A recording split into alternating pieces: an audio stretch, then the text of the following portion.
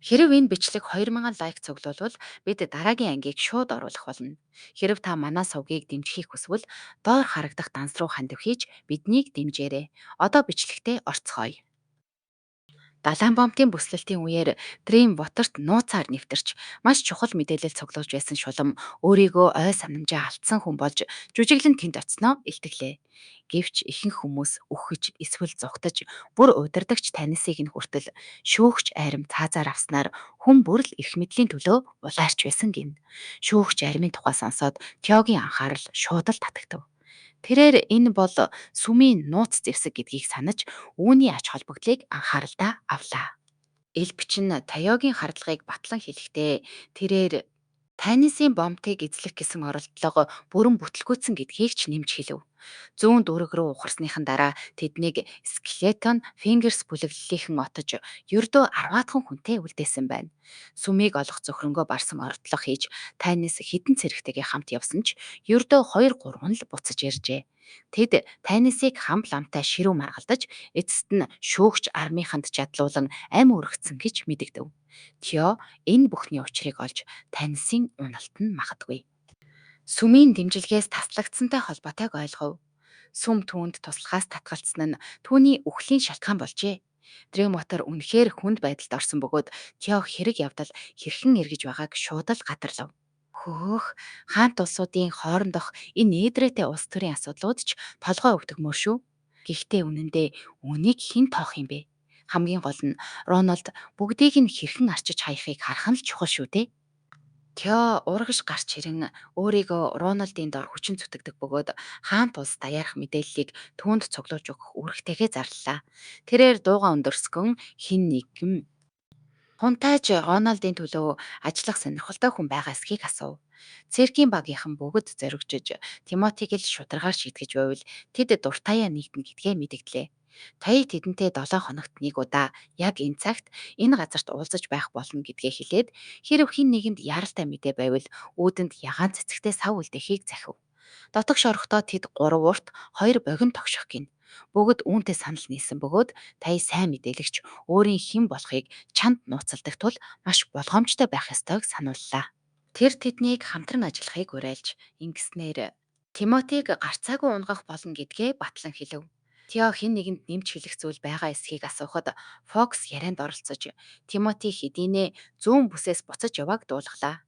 Тэрээр хар малетаас сонссон цуурхлаа хуваалцаж Тимоти өөрийн айрамдаа маш олон гудамжны харахнуудыг элсүүлж байгаа гэв. Тэд айрамд нэгдвэл эрх чөлөөт иргэн болж чадна гэж амласан бөгөөд скелетон фингерсийн зарим гишүүд үүнийг шалгахаар нийслэл рүү явсан нь уг мэдээллийг үнэн болохыг баталжээ. Гудамжны хархнууд хизээч жинхэнэ цэрэг болж чадахгүй гэдгийг Тео тэр дор нь ойлгосон тул Тимоти өмнөхтөөгөө яг адилаар тэдгээр сүмийн эмийг ашиглан тэднийг тулалдуулахаар төлөвлөж байгаа бах. Тео хүн бүрт хархнуудыг маш сайн ажиглаж шинэ мэдээлэл гарах бүрт мэдэгдэхийг таалгасан бөгөөд энэ нь тэдний анхны даалгавар байлаа. Дараагийн хэсэгт үйл явдал Хилийн хот руу шилжих бөгөөд дөрвөсөд бүгд жагсан зогсож бүртгэлийн ажилтан хүн бүрийн мэдээллийг тэмдэглэж аван ур чадварт нь тааруулан ажил хуваарлаж байгааг бид харна. Нэгэн дөрвөгч ширээний өмнө ирээд өөрийгөө бичих үсэг мэдэхгүй ч маш сайн мужаан гэдгийг хэлэх үед бүртгэгч залуу түүнээс ажлынхан талаар ердийн хідэн асуулт асуухад өнөөхөр сандарсан ч өөртөө ихтэй хариулв. Тэгтэл бүртгэгч анкет бөглүүлэхээр өгөх яг тэр агшинд өвгөн баруун ардаас нь гарч ирээд хүйтэн харцаар ширтэнгээ яагаад ийм хариуцлагагүй ажиллаад байгааг нь бүртгэгчээс асуув. Дараа нь баруун өнөөх мужаан гэгдэх ир рүү эргэж харан гараа үзүүлэхийг шаардлаа. Өнөөхөр дургуутсан гараа урагш сунгахад баруун хэрвээ чи үнэхээр мужаан байсан бол гарч нь ийм барцгаар байхгүй модтой харьцаар байгаад гялалцсан хатуу хагтай байх ёстой. Бас зураас гаргахад арилдаггүй хараар будагдсан байх ёстой гэж хэлв. Дээрээс нь өнөөхөр харц буруулаад байгаа нь худал хилж буй бэлэн нотлохоо бөгөөд хүмүүс хизээж биеэр үзээгүй зүйлээ санах гэж хичээхтэй ингэдэг аж. Мужаан гэгдэх ир баригдсандаа сандарч эхэлсэн бөгөөд уурхайд цөлөгдөх эсвэл баруун бүсээс хөөгдөх ял тулгархад баруун түүнээс ярьсан түүхээ баталж чадах уу гэж сүүлчийн удаа асуув. Өнөөх хэр байдлыг биш эцнийг ухаарч нүүрэн цонхийн шал мөргөн уучлал гуйж хөршийнхөө хийхийг харж бүгдийг сурсан гэдгээ хүлээв. Харуулууд хуурамч хэрийг авч бодоход бүртгэгч Барвинд ярахаг биширч мужааны ажлын талаарх асар их мэдлэгийг нь магтлаа. Баро магтаалыг үл тоомсорлон чөтгөрийн саруудад шинэ хүн эсвэлэх үеэр эдгээр чадварыг сурсан гэж тайлбарлав. Тэгээд бүртгэгчд хандан хүмүүсийг асуултад хариулж байх үед маш анхааралтай ажиглахыг зөвлөв. Зөвхөн итгэлтэй бөгөөд үнэн зөв хариулсан хүмүүсийг л Рональд хунтааж биевчлэн шалгах хэрэгтэй гэлээ. Мөн бусдад худал хэлэхээс сэргийлж хүнд ял шийтгэл хүлээлгдэг гэдгийг анхааруулахыг сануулв. Өрөөндөө буцаж ирээд баруун хунтаажид дөрөвсөд бүгд маш их зардалтай ирж байгаа бөгөөд Хөлийн хотод багада 10 гаруй жил ажиллахгүй бол нааш нь авчрах зардлаа нөхөхгүй гэж мэдэгдэв. Хунтааж төлөвлөгөөгөө танилцуулахдаа 6,000 дүүрэгчийг бүртгэхэд 3 өдөр зарцуулсныг дурдаад хотод сууц давчуу байгаа тул эхний ээлжинд 1500 чадвартай гар орчуудыг уртал болгоно гэв. Чадваргүй бусад дөрвөсөд хэрмийн гадна дахин 2 эсвэл 3 сар амьдрах хэрэгтэй болно. Хунтайж Бааравт гэрэлсэн эсхийг нь үл харгалзан бүх гар орчуудыг байрлуулж ядахтаа нэг өрөөтэй болгохыг тушаав. Баарав гар орчуудыг байрлуулсны дараа үлдсэн сул байшингуудыг яах вэ гэж асуухад хунтайж тэдгээрийг түрээслүүлж дөрвөсдөд шаргуу ажиллаж мөнгө хуримтлуулан байшин худалдаж авах эсвэл үргэлжлүүлэн түрээслэх хөшөөрөг болох хэрэгтэй гэж хариулав. Хотод орон байрны багтаамж муу байгаа тул эхний ээлжинд 1500 нарийн мэрэгжлийн гар орчуудад давуу эрх олгохоор болов. Харин бусад ямар нэгэн мэрэгжилгүүд үргэсэд ханны гадна дахин 2 эсвэл 3 сар амьдрах шаардлагатай болно. Хунтайж Бааравт гэрэлсэн эсгээс нь үл хамааран бүх гар орчуудыг байрлуулж тэднийг дор хаяж нэг нэг өрөөтэй байлгахыг даалгав. Гар орчуудыг байрлуулсны дараа сул үлдсэн байшингуудыг яах вэ гэж Барав асуухад хунтайж тэднийг түрээслүүлж дөрвөсдөд шаргуу ажиллах. Дараа нь хунтайж шулмуудыг олонд танилцуулах ёслолоос хойш хэдэн хүн явсныг асуув. Өвгөн нутгийн уугуул тосгоны иргэдээс нэг ч хүн яваагүй. Харин фермийн ажилчдаас ердөө 6 хүн явсан гэж илтгэлээ. Театр байгуулсан төлөвлөгөө нь олон хүнийг шулмуудыг хүлээн зөвшөөрөхөд хүргэсэн тул энэ нь манай хунтаажийн ялалт мэт харагдаж байв. Гэвч өвгөн нэмж хэлэхдээ шулмуудаас айсандаа болоод 110 гаруй дөрвөсөд аль хэдийн явчихсан гэлээ. Тэгээд ч тэднийг яг тэр шулмууд нь аварч имчилсэн болохоор өвгөн бүр уурсаж хунтайчтай итгэл хүлээлгээгүй. Дээрээс нь сүмрүүгээ буцаасан сэргийлж бүгдийг нь цаацалахыг санал болгодог. Гэвч хунтайж толгоос ихсрэн сүмийн жинхэнэ фанат шүтлэгтнүүд нь тахал гарсан ч нийслэлдээ үлдсэн тэр 300 дөрвөстийн дунд байгаа. Тэд шулмуудын талаарх үзэл бодлоо өөрчлөхөөсөө өнгөрсөн зөрүүд хүмүүсгээд тэд зүгээр л явахыг хүссэн.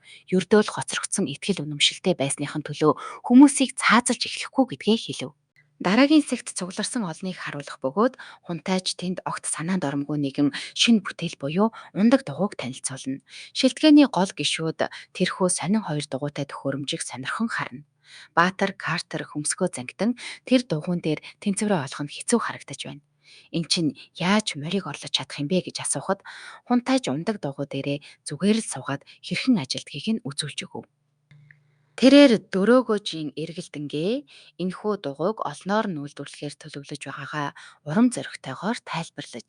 Хунтайжийн баяр хөөр бусдад халдварлаж тэрээр ундаг дугуйнууд Хөлийн хотын өдөр тутмын дүр төрх болохыг харахыг үнэхээр тесэн ядан хүлээж байлаа. Түүнээс хэдхэн хормын дараа Баатар Картер ундаг дугуйг өөрөө унаж үзэхээр шийдэв. Түүний чамиг хийцэн түүнд маш их сэтгэгдэл төрүүлсэн бөгөөд. Тэрээр нүүр дүүрэн инээмсэглсээр эгч сорхоогоос түүний дугуй унаж буй зургийг зурсан уу гэж асууна. Охин бахархалтайгаар толгой дохиход Картер өөрийнх нь маш нарийн гоёмсог зурсан зургийг хараад нүдэнд томров. Бүгдээрээ шинэ бүтээлийг сонирхон цагийг сайхан өнгөрүүлж байх үед хунтайж Роналд сэтгэл хангалуун инээмсэглэн харж зогсно. Дараа нь тэрээр алхимч Кайлийн зүг анхаарлаа хандуулж дараагийн том төсөлд ороход бэлэн болов. Хунтайж одоогийн лабораторийн гаргаж авч чадаж байгаагаас хамаагүй илүү их хэмжээний хүчил хэрэгтэй байгааг тайлбарлаад үүнийг шийдэхийн тулд хүчлийг маш өөр ашигтайгаар их хэмжээгээр үйлдвэрлэх химийн системийг зохион бүтээхээр төлөвлөж байна гэлээ. Кайл өмнө нь хизээч ийм системийн тухай сонсож байгаагүй тул гайхсан харагдав. Харин Рональд үүнд олон шатлалт урвалын механизмууд орох бөгөөд үндсэн түүхийн эдийг тасралтгүй нийлүүлж байвал бүтээгдэхүүн нь зогсолтгүй урсан гарна гэж тайлбарлав. Кайлийн сонирхол татагдсан ч энэ нь түүний хувьд огт шин талбар гэдгийг хүлээн зөвшөөрч сорилтыг даван туулж үүнийг бүтээхийн төлөө тууштай ажиллахаар болов. Мөн Рональд эх сард улаан усны голын эрэг дагуу дахин 3 лаборатори байгуулж бүх зүйлийг хэвийн ажилуулахын тулд чадварлаг боловсон хүчин авчрах төлөвлөгөөгөө дурдлаа. Тэгтэл гадаа өвгөн анх удаага ундаг дугуй унах гэж оролдож байгаад ойчоодог. Тэрээр хувцсныхаа шороог гөвж иймэрхүү зүйлд арай л хөгжчгчтэй химэн санаа алдан өглөнө. Энэ хооронд хунтайж Рональд шинэ мөнгөн усны фулминат болон асаагуур маажгийн тусламжтайгаар сүүлийн үед гарсан амжилтуудын ачаар зэвсэг хэрэгслийн дэвшлийг нухацтай тунгаан бодож байлаа. Одоогийн лабораториуд нь түүний хэрэгцээг хангаж чадахгүй байгаа тул түүнд маш их хэмжээний утаат азотын хүчил хэрэгтэй болоод байв. Эрх дайнд сүмийнхнийг ялах цорын ганц арга бол хитгэн их буу галт зэвсгээс илүү хүчрхэг зүйл хэрэгтэй гэдгийг ухамсарлаж тэрээр өөрийн эмэгтэй дүү Лусиагаас тусламж хүсэх талаар бодож сууна. Ийхүү гүн бодолд автан зууш болгож хатаасан загас идэхээр гар сунгах үед нь Найтингейл гинэт гарч ирэн шарсан загасны хилтерхийг түүний ам руу дэггүйтэн чихв. Энэ гинтийн бөгөөд дулаахан үйлдэл нь түүнийг гүн бодлоос нь гаргаж чадлаа. Тэгээд дүр зураг гадаа үргэлжлэх бөгөөд хунтайж Роланд өөрийгөө танилцуулж. Эдгээр жаахан хүүхдүүдэд баярын мэнд хүргээд суур боловсрлоо амжилттай дүүргэж хотын хамгийн анхны төгсөгчд болсонд нь баяр хүргэнэ. Хүүхдүүд хунтайжтай шууд ярилцаж байгаадаа туйлын баяртай байх бөгөөд тэдний хөөрөл дээдцэгтэй тулжээ. Тэрээр Карл вон Бейтиг хүүхдүүдийн боловсралд томоохон үүрэг гүйцэтгсэнийг сайшааж ажил мэргэжлийн сонголтоос үл хамааран хүн бүр гаргасан амжилтаараа өгөөмөр шагнал хүртэх болно гэдгийг зарлав. Хүүхдүүд гэрэлт ирээдүйхийн төлөө баярлан хашгиралдаж шинэ цалин болон удахгүй унах ундаг дутныхаа талаар мөрөөдөж эхэлцгээв. Тэд хотын захиргаанд ажилд орох өргөдөл өгөх талаар тоглон хэлэлцэж ирээдүйн илүү сайхан амьдралыг төсөөлнө. Дараа нь хунтайж дипломуудыг нь гартуулахаар шийдэж нэрээ дуудагдахаар урагшаа гарч ирэхийг бүгдэд зааварлаа. Нэгэн охин найзыгаа дипломоо төрүүлж авах хэмээн тоглоомоор түлхэхэд хүү дурамчхан ураг шалгаж хунтайж түүнд дипломыг нь гардуулан төгсөж байгаад нь баяр хүргэв. Өөртөө итгэх итгэл нь ассан хүү. Химийн лабораторид бүртгүүлж Кайл Сичигийн мөрийг дагах хүсэлтэй байгаагаа илэрхийллээ. Энэ хооронд ариун хотод хамбал амнар Роландын талаар ширүүн маргалдаж байв. Мэйн Санвартан сүмийнхний тараас нь тахал нь үл үзэгдэхээр тусгаалan үржүүлсэн микроскоп шиг жижиг чөтгөрүүдээс үүдэлтэй гэдгийг мэдээд Мил гайхав. Роланд үүнийг ариун имээр биш харин шулмын шид ашиглаж эмчилсэн байж магадгүй хэмээн сэжиглэж яаж аргасныг нь огт ойлгохгүй байлаа. Тэд мөн Роландын цэргүүдэд байдаг тасралтгүй сумаа шүршдэг алсын тусгалтай нум сумын талаар хэлэлцэв. Мэйн Санвартан Лангсонг цайзад сууж буй Тайло Санвартан урд нь эдгээр ном сумуудын талаар дурдж байсныг санав. Энэхүү нээлт нь Райн гүнг яагаад Хилийн хотын эгэл жирийн иргэдэд ялагдсныг гэрэлтүүлж өглөө. Сүмийн удирдагчид Роландын өсөн нэмэгдэж буй нөлөө болон чадварт гайхахын зэрэгцээ санаа зовж байв. Сүмийн өөр нэгэн хөгшин ир нүүргүй гэгддэг тэдний шулам алагдсныг мэдээд үнэхээр цочирджээ. Тэрээр хитер өөрийн өвлийн нийслэлээс буцаж ирэхдээ маш их уурлна гэдэгт итгэлтэй байна. Учир нь цэвэр шулмууд. Маш ховор бөгөөд тэднийг өсгөж хүмүүжүүлэхэд маш их зардал гардаг. Бүр тодруулбал цэвэр шулам нь шүүхийн армаас ч илүү үн цэнтэй юм.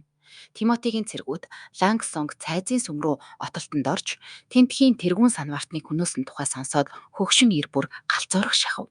Хэрэв та санаж чадахгүй байгаа бол энэ явдал Тимоти тэдгээр цэргүүдэд сүмийн им уулгасны дараа Хилийн хот руу довтлохоор илгээх үед болсон юм.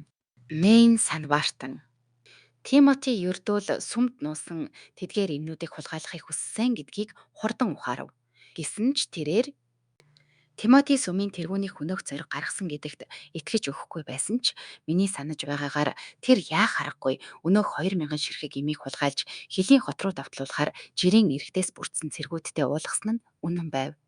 Энэ талаар нухацтай тунгааж үзсний эцэст хамлам Мэй хунтайж Рональдыг үнэндээ эдгээр дөрвөсдгийг хямд ажиллах хүч болгон ашиглахаар төлөвлөж байгааг дор нь ойлгов. Тэрээр өөрийн шулмуудыг ашиглан тэднийг эмчилж баруун бүс рүү тээвэрлэхээр зохицуулж чадах тул өвгөн ламч зөвшөөрөн хэрэв тэд яг одоо Вулбартад тулалдаагүй байсан бол сүм Роналдыг тэр даруй зогсоох байсан. Бас хамгийн гол нь баруун бүсийн шулмуудыг үндсээр нь арчиж хаях ёстой гэж хэлв. Гэвч хамблам эйн өвгөн нөхөртөө уурлаж бухимдахаасаа өмнө энэ загтлыг уншихыг тушаав. Өвгөн лам буланд маш олон тооны шулмууд гарч ирэн тентхийн бүх сүмүүдийг устгасан болохыг мэдээд мэл гайхаж хоцров. Гүнж тэлэгийн оролцооны талаар юу ч мдээгүй байгаа ламнаар шулмуудыг их газраас далай руу нүүдэлж байгаа эсгэд толгой нэргэж байсан ч хамб лам мэн зүгээр л гараас авчин тэднийг үл тоомсорлов. Тэд далайн чандад хол байгаа тул сүмийн агуу төлөвлөгөөнд нөлөөлөх ёсгүй гэж тэр хэлв. Одоо сүмийн гол даалгавар бол шүүхийн армиа өргөжүүлэхийн тулд илүү их газар нутаг ажиллах хүч олж авах явдал юм. Эдгээр ламнар эцэст нь урд өмнө нь тэнэг маанаг гэгддэг байсан дөрөвдүгээр хунтайжийг сүмийн хамгийн том аюул занал хэлэл гэдгийг хүлээн зөвшөөрсөн бололтой. Хамб лам Мэйн баруун бүсийг бүр мөсөн арчин устгахын тулд шүүхийн армийн 100 цэрэг болон цэвэр шулмуудыг биечлэн удирдахаар шийдэж далай дээрх шулмуудын асуудлыг дараа нь шийдвэрлэхээр тогтов. Өвгөн лам үүнд туйлын сэтгэл хангалуун байсан бөгөөд тэд баруун бүсийн шулмууд болон Рональдын сул талыг онилохоор бэлтгэж эхлэв. Тэр хооронд баруун бүсийн хөлийн хотод залуу охин аянга үүлэн дундуур хурдлан нисэж өөрийн аав болох агуухай агуулж тандрын тухай бодож байлаа. Тэрээр аавынхаа дуусаагүй үлдээсэн аяллыг үргэлжлүүлж дэлхийн хязгаарыг олно гэж өөртөө амласан юм. Түүнийг газардахад Тио түүнийг угтан авч ордон руу хамтдаа явахыг хүсв. Тэнд Рональд Баатрууд болон Айрон Акс, Брайан нарын хамтаар дараагийн алхмаа хэлэлцэж байлаа. Сүмийн аюул занал хэлэл улам бүр ойрцоор байгаа тул тэд шин төрлийн буу зэвсэг үйлдвэрлэх ажлыг хурцсгах шаардлагатай болов. Лили өөрийн эд шидээр ус цэвэршүүлж хотынхныг тахлаас сэргийлж байсан бол Венди болон Натингейл нар шинээр ирсэн Эко, Молли нарт орчин үеийн технологийн тусламжтайгаар хүчээ хэрхэн зөв хөгжүүлэхийг зааж өгч байлаа. Хунтайж Рональд шулмууд бол чөтгөр биш. Харин энэ хаант улсыг шин шатанд гаргах гол түлхүүр гэдэгт бат итгэж байв. Вольфартын тулаан дуусаагүй. Дээрээс нь хитэр Эврвинтерээс хараахан ирээгүй байхад Мэйн өөрөө явна гэсэнд бүгд цочирдов. Яг энэ үед нэгэн цэрэг хитрээс яаралтай мэдээ авчирв. Эврвинтерт асар том флот зангуугаа буулгаж үе олон дайсан нийслэл рүү дайрчээ. Мэдээг илгээх үед хотын хоёрч хаалга хэдийн алдагдсан байв. Хамт лам хитэр одоогоор чадлынхаа хэрээр хамгаалж байгаач дайснууд хитрхи олуулаа. Бас галзууруулагч им хэрэглэж байна. Бүх хөлөг онгоц ижлэхэн хар туг намиргуулсан байсан нь Гарсиа Уимблдны хар дарвуулт флот байлаа. Дүр зураг Эвервинтрийн шилтгэн рүү шилжихэд Гарсиа хэдийн хяналтаа тогтоож хитрийг олзолсон байв. Гарсиа сүхлэг шилтгэнд зогсоод аимшигт эрүү шүүлтээ эхлэхээс өмнө бурхандаа залбирч байхыг хитэрт сануулв. Тэр Клерватрын ард түмний амссан өвдөлд арчаагүй байдлыг мэдрүүлэхийн тулд хитрийн хуруу мөчтийг нэг нэгээр нь тасчих гэж байна. Гэвч хитэр айж сандарсан шинжгүй говьшгүй хэвээр үлдэв. Тэрээр Гарсиагаас сүмийн хилэн өөртөө дуудаж эсвэл дахиж хизээч эрэгт зогсохгүйгээр далайд үрд тэнүүчлэх гээд байгаа юм уу хэмээн зоригтойгоор асуув. Гарсиад энэ дими яриа таалагдсангүй. Зүгээр л хурууга нислав. Яг тэр мөчөд түүний гар хөл бологчд хитрийг газарт даран гарыг нь сунгаж барив. Тэгээд өргөст хэмх хэрчиж байгаа мэт хүйтэн хөндийгөөр хурууг нь тастаж эхлэв. Тэсхийн аргагүй өвдөлд хитрийг нөмөрч нүүр нь тарчландаа үрчийв. Шалгаралтын энэ хүнд тамлалыг үл харгалзан нүдэнд нь нулимс цэйлгэнсэн ч тэрээр тиссээр байлаа. Гарсиагийн цэрхүүд бууж өгөхийг хүссэнгөө хитрийн үлдсэн хуруунуудыг тасчих аимшигт тамлалаа үргэлжлүүлсэн ч өвдөлтөөсөө болоод биеийн чичирч байсан ч түүний зориг төвчээр огтхон ч хугарсангүй. Элсэн чулуун овгийн ахлагч Кабала Гарсиа руу харан тарчлаан зовоохон ихэвчлэн айлхан сүрдүүлэх эсвэл байцаалт авахд л хэрэг болдог тул энэ үнэхээр шаардлагатай эсхийг асуув. Гарсиа үүнд илт дургуутсаж ахлагч Кабалаг сүм шулмуудыг хэрхэн тамладгийг ер нь гадралдаггүй юу гэж ширүүн асуухад хитрийн хөхрөх дуу гинэт хадав. Тэгснээ тэрээр галзуурсан мэт чангаар инээж тэднийг сүмийн хүч чадал болон хийж буй ажлынхын чухлыг огтхон ч ойлгохгүй байна хэмээн хэлв. Гарсиаг Арслангийн ам руу гараа хийсэн гэдгийг хитэр тодорхой сануулж сүмийн дайснууд газрын хөрснөөс арчигдах болно гэв. Гэвч Гарсиа үүнийг зүгээр л инээж өнгөрөөгөөд тэр өдөр эрхийг баяртай тагаар хүлээж бай гэлээ. Дараагийн хэсэг Анна заримгаа амтархан идэж буугаар эхлэх бөгөөд түүний урам зориг нь идэж буй амттан шигэ өхөөрдөн байв. Рональд хунтайж үнийг хараад арьсан нар зах шиг болж аль чирэн үеийн охид заримгт нугасгүй байдгийг дахин ухаарлаа. Үнэн дээр хунтайж зармаг хийхийн тулд ердөө элсэн чихэр, ус, өндөгний шар, цөцгийн тос, сүү ашиглан энгийн жор бодож олсон байжээ. Бусад охид ч удалгүй хүрэлцэн ирж яг цагаа олсон хэрэг болов. Меги үсэндээ навч наалдуулчихсан орж ирэхэд хунтайж түүнийг дахиад л шувууны үүр тоножтэй хэмээн тоглоом шоглоом хийв. Тэгээд нэгэн захидал гаргаж ирээд маргааш зун эхлэх тул түүнийг булан руу буцхаас өмнө энэ захидлыг Телли төгөж өгөх Мегигээс хүсв. Меги захидлыг итгэл төгс хүлээн авлаа. Энэ үеэр аянга сарын сүүлч төхөж байгаа тул Меги удахгүй ордноос явна гэдгийг санав. Тэгээд хунтайж аянгад нэгэн даалгавар өгсөн бөгөөд түүний харж буй зураг нь аянгийн өөрийнх нь зурсан зураг болохыг хэлв. Уулын хажуугийн гүйхэн эрэг газрыг санаж байгаа эсхийг асуухад аянга зураг дээрх тэр газрыг шууд заав. Хунтайж түүнд мөгийг дагуулан тийшээ нисэж эрэг уултаа нийлж буй газарт хоёр туг зоож зураг дээр тэмдэглэхийг тушаав. Тэгээд Меги рүү эргэж харан хэрв Телли шулмуудыг илгээхийг зөвшөөрвөл Меги хөлөг онгоцыг энэ газар руу чиглүүлэх хэрэгтэй бөгөөд Хилийн хотынхан тэднийг агаарын бөмбөлөгтэй халуун дотноор угтан авна гэдгийг тайлбарлав. Хилийн хотод удахгүй илүү олон шулмууд нэгдэх гэж байгааг ухаарсан аянга баярлан хөөрөв. Хунтаа жохон дүүдээ итгэж байгаагаа хэлээд тэрээр эцэст нь өөртөө нэгдэн гэдэгт итгэлтэй байгаагаа толгой тохин илэрхийлв. Үүний дараахан агаарын бөмбөлгүүд. Агаарт хөөрөм нисэж байгааг бид харах бөгөөд охид бүгд үнэхээр нисэж байгаадаа үнэнхүү гайхан биширцгийм. Хунтайж энэ агаарын бөмбөлгийг алсын хараа гэж нэрлсэн бөгөөд Анна үүнийг будаж хийлэхэд тусалсан сорд бүх гавьяаг өгөв. Хунтайж түүнтэй санал нэгдэж ийм том агаарын бөмбөлгийг тогтоохын тулд будаг нь суур үе давхаргадаа маш сайн наалдах ёстой тул будгийн наалдамхай чанар нь үнэхээр гайхалтай байх шаардлагатай гэв. Тэгэхгүй бол даралт болон суналтыг тэсвэрлэж чадахгүй байх байсан гэлээ. Хунтайж одоо өөрт нь тогтмол гүйдлийн цахилгаан мотор байгаа тул цаашид юу хийж болохыг дорхноо төсөөлөн бодож эхлэв. Усыг цахилгаанжуулж ус төрөгчийн хий гаргаж авснаар хэрв хүрээ хийх хөнгөн материал олчих бол тун удахгүй алдарт цепелийн агаарын хөлгийг бүтээх боломжтой болно. Ийм нүсэр эд газраас дэш хэдэн мянган метрийн өндөрт хөөрөх бөгөөд тийм өндрөөс бөмбөг хаях нь хэр бодтой вэ гэдг нь эргэлзээтэй ч сүмийн ариун хот руу хуурай зам далай агаарын хүчээр зэрэг давтлах талаар бодоход л сэтгэл хөдлөмөр байна. Хунтаажийг инээмсэглэж байгааг охид анзаарах бөгөөд Лили түүнийг шин шулмууттай болох талаар бодоод тогтолж байгаа байх хэмээн хэлв. Хунтайж шинэ боломжуудын баяр баясгалантаа автан инээсээр л байв. Энэ хооронд Венди, Гүнж Телли болон түүний нөхөд нойрмог арал дээр маш олон шулам цуглуулж чадсныг сонсоод алмайрч хоцорчээ. Хунтайж толгой дохин Телли зөвхөн саарал шилтгэнээс шулмуудыг татаад зогсохгүй. Бусад 3 хаант улсаас ч шулмуудыг өрсөн хэмээн нэмж хэлв.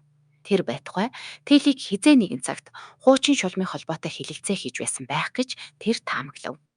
Венди тэдний хуучин удирдагч Кара Телигийн талаар хизээч юу ч хэлж байгаагүй дуртахад хэрв Кара Телигийн урилгыг ил болгосон бол ямар ч шулам Карагийн ариун уулыг хайх аялалд нэгдэхгүй байсан гэдгийг хунтайж онцлов. Венди үүнийг зөвшөөрч хэргийн ийм гинтийн эргэлт нь үнэндээ тэдэнд ашигтайгаар эргэснийг хэлв. Тэд одоо ийм эгэл жирийн Рональд хунтайчтай хамт амьдарч нилээд тансаг амьдралаар наадж байна шүү дээ. Ямагт их зантай байдаг. Лили ярианд оролцсон. Эргэн тойронд маш олон шулан байгаа тул хотоор айж имээхгүйгээр чөлөөтэй алхахад илүү амар болно.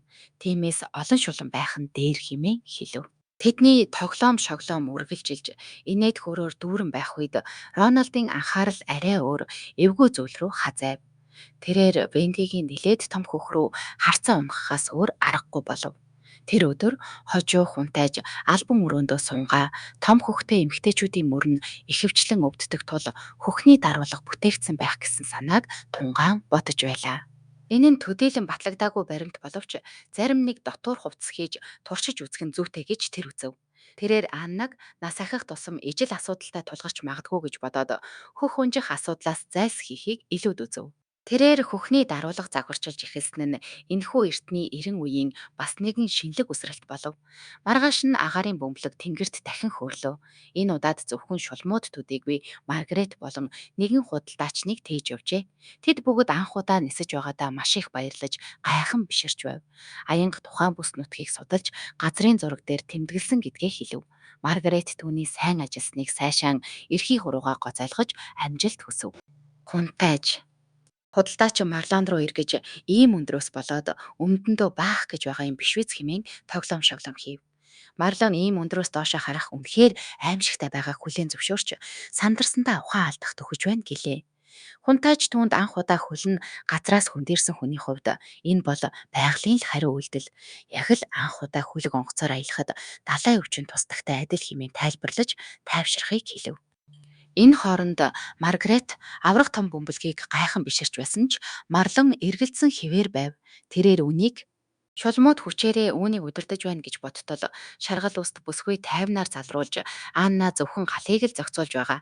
Харин агаарын бөмбөг хөөрч байгаа шалтгаан нь халуун агаараар тасралтгүй цэнэглэж байвал аяндаа дээшээ хөөрдөг гэж тайлбарлав.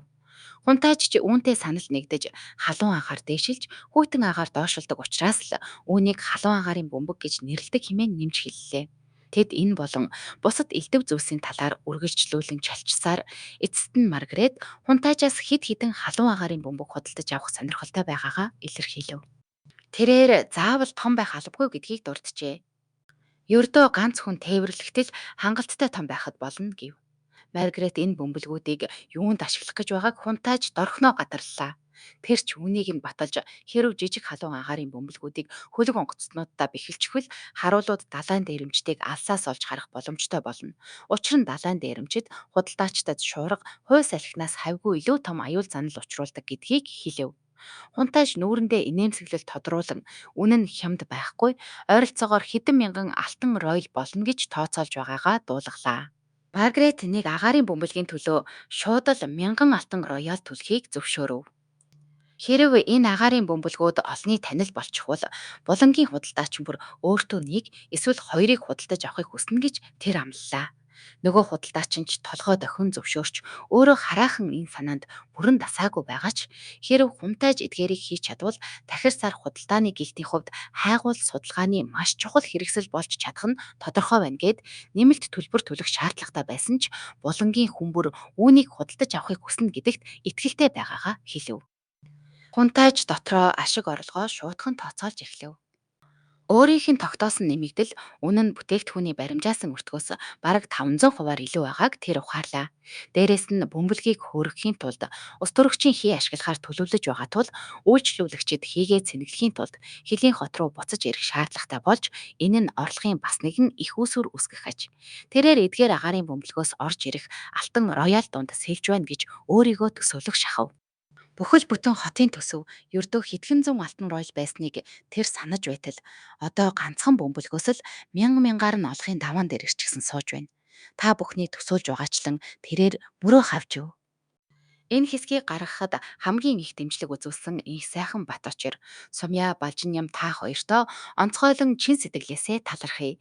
Та бүхний үзүүлж буй дэмжлэг бидэнд үнэлж баршгүй урам хүч болж байна. Мөн доор харагдах бүх алтан дэмжигчдтэй гүн талархал илэрхийлье. Биднийг дэмжиж яваа та бүхэндээ баярлалаа. Дараагийн хэсгээр уулзцгаая.